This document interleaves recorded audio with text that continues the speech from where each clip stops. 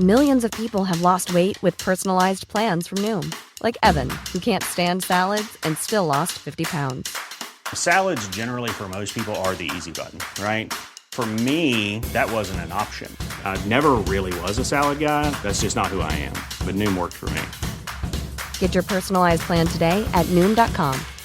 Real Noom user compensated to provide their story.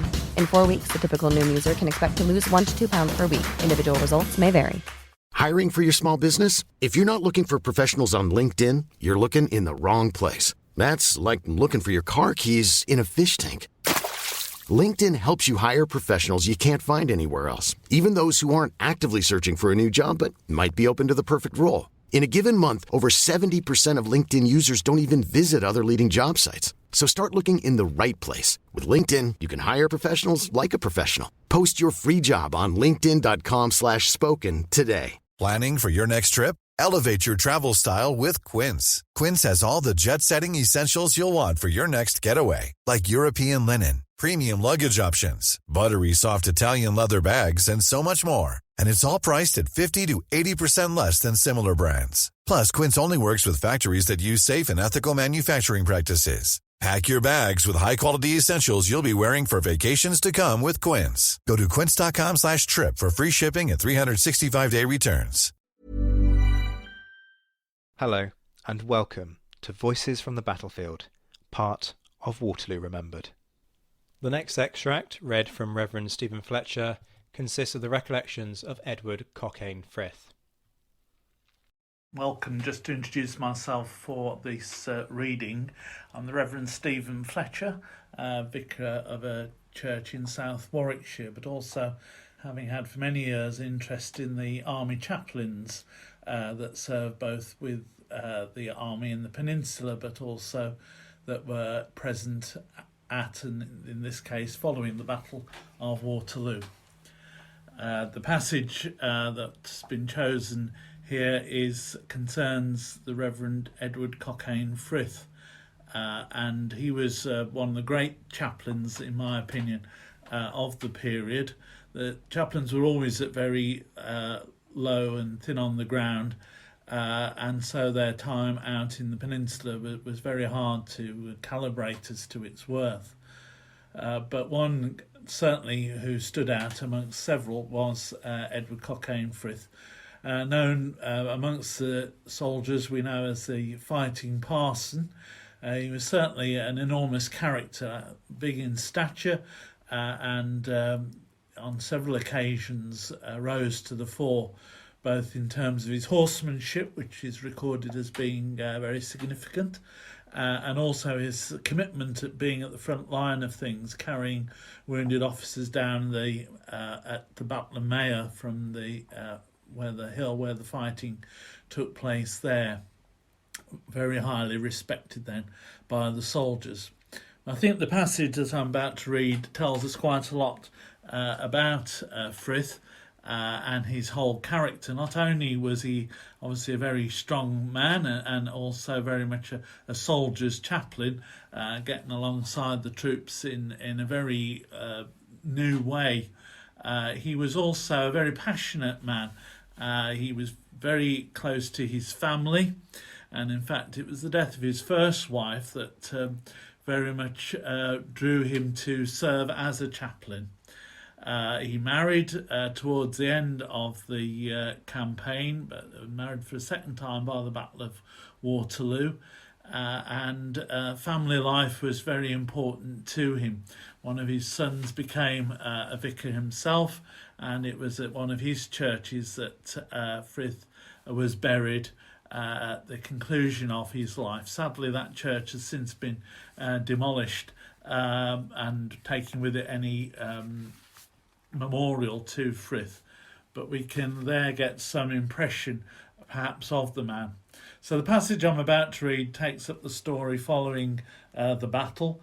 It gives to us the memories of Charles Cadell, who records his thoughts. It's perhaps quite interesting to note that Cadell, he's a bit uncertain as to what exactly went on. It shows itself in two ways. One, you'll see he refers to Frith as Charles Frith. I don't know if he was actually ever known as that, though maybe Cadell was right in that. And also the passage from Scripture that he quotes is very hard to be certain what passage that was. It's certainly inaccurate.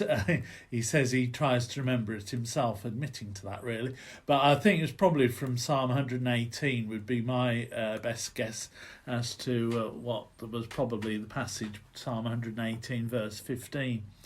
So I'm going to read the passage and then perhaps just a slight reflection at the conclusion as well. So we take up the story following the events of Waterloo, the next day, in fact, as follows. On the 19th of June, we advanced and followed the retreating enemy by Neville. On the afternoon of the 20th, we bivouacked on the field of the Battle of Malplaquet, where the 28th, then Viscount Mordaunt's regiment, under the great Marlborough, had shared in the glories of that day on the 11th September 1709. Sir Philip Belson, having obtained the command of the brigade, I now succeeded to the command of the regiment. We then moved upon Paris. On the 8th of July, we reached Saint-Denis. Some of the fugitive French were still there, but they retired next day. On the 10th, we moved forward and encamped near the village of Clichy, on the banks of the Seine, about 2 miles from Paris. We were so fortunate to have again attached to our division, the 5th, our excellent chaplain of the 2nd Division during the Peninsular Campaign, the Reverend Charles Frith, whose humane conduct on the heights of Mayer has already been recorded. On the Sunday after our arrival at Clichy, the division paraded for divine service, the first time since the Battle of the 18th, in the park of the Chateau, Sir James Kempt's quarters, when Mr. Frith gave us an impressive discourse. The text, as well as I can recollect, was, "Go to your tents and rejoice, and return thanks to the Lord for the mercies he has granted you." The beautiful manner in which he dwelt on the battle, and the sad and sudden loss of friends and comrades, drew tears from many.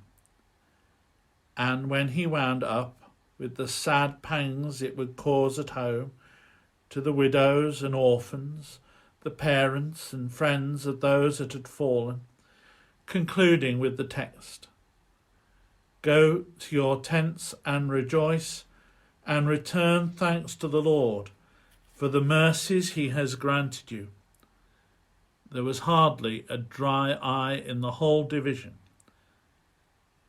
and it had an excellent effect on the men. So that passage there, for me, sums up the compassion that the chaplains were able to convey to the troops following the battle. And as we, in this series, remember Waterloo, it is for me so powerful to remember the very human cost of the battle on all sides, and how for Frith and the way he moved his congregation there at that act of divine service was able to convey to them something of the realities of war and the sadness within their hearts that we know touched Wellington, but also touched all those who had been involved in the Battle of Waterloo. That was Reverend Stephen Fletcher reading the recollections of Edward Cochrane Frith. And you can watch Reverend Fletcher's memorial service marking the 205th anniversary of Waterloo on the 18th of June 2020 at 11 a.m. UK time on the Waterloo Association YouTube page. Stay tuned to the Napoleonicist, where more instalments of the Voices from the Battlefield series will be released throughout the day. Hey, it's Danny Pellegrino from Everything Iconic. Ready to upgrade your style game without blowing your budget? Check out Quince. They've got all the good stuff, shirts and polos, activewear, and fine leather goods, all at 50 to 80% less than other high-end brands. And the best part? They're all about safe, ethical, and responsible manufacturing. Get that luxury vibe without the luxury price tag. Hit up quince.com/upgrade for free shipping and 365-day returns on your next order. That's quince.com/upgrade.